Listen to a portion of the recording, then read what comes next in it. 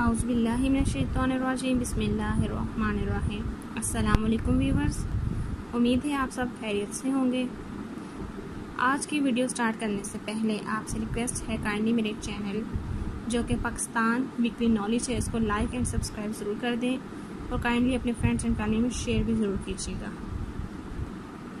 हाँ जी, तो व्यूअर्स आज हम मैथ्स से रिलेटेड कुछ बहुत ही इंपॉर्टेंट MCQs करने जा रहे हैं। आइए तो देखते हैं। फर्स्ट है, a singleton set has dash element, कि सिंगलटन सेट में कितने एलिमेंट्स होते हैं। ठीक है, आपने ये बताना है। जैसे कि इसके वर्ड से ही आपको शो हो रहा है, सिंगल मीन वन, यानी अ सिंगलटन ऐसा सेट होता है जिसमें आपके पास ओनली वन एलिमेंट हो। ठीक है, कितने एलिमेंट्स? ओनली वन एलिमेंट हो, तो उसको आप कहते हैं कि ये सिंगलटन सेट है। नेक्स्ट देखें, a set 1 2 3 and this set 2 1 3 are. वो कह रहे हैं कि ये आपको टू सेट्स गिवन है, आप बताएं कि ये टू सेट्स आपस में कौन से सेट हैं, इनके दरमियान आपस में क्या रिलेशन है, ये क्या कहलाते हैं। तो देखिए, सेट 1 में 3 एलिमेंट्स हैं जो कि 1 2 3 है, और सेट 2 में भी 3 एलिमेंट्स हैं जो कि 2 1 3 के सेम एलिमेंट्स हैं।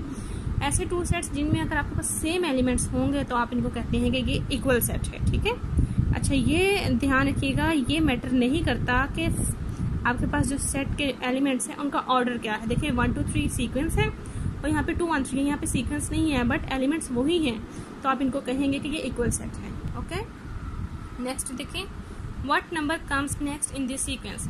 आपको एक सीक्वेंस दिया गया है और आपने बताना है कि 47 से नेक्स्ट नंबर क्या होगा। चलिए इसको हम सॉल्व करते हैं जी। तो देखिए आपके पास एलिमेंट कौन कौन से हैं। सीक्वेंस आपको क्या है, 1 3 11 एंड 47। ठीक है, अब देखिए अब 1 कैसे आएगा। आपने 47 से नेक्स्ट नंबर फाइंड आउट करना है। 1 कैसे आएगा? अगर आप करते हैं 1 + 0 विच इज इक्वल टू 1।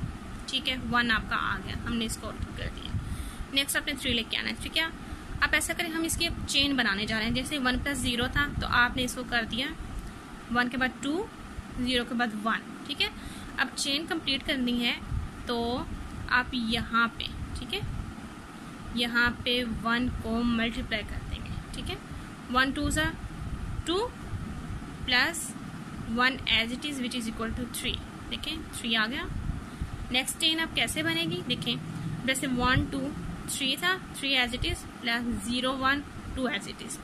अब यहाँ पे कौन सा नंबर आ गया? देखें ये जो 3 है ये यहाँ पे आ गया, 3 मल्टीप्लाई। ठीक है, 3 3 ज़ा 9 plus 2 which is equal to 11। अब देखिए 11 भी हमारा हो गया। अब 47 कैसे आएगा? अगेन 1 2 3, यहाँ पे 4 आ गया प्लस 0 1 2 3। ठीक है, यहाँ कौन सा नंबर आ गया? ये देखिए 11 जब आपका यहाँ पे आ गया, ठीक है, आपकी चेन बन गई।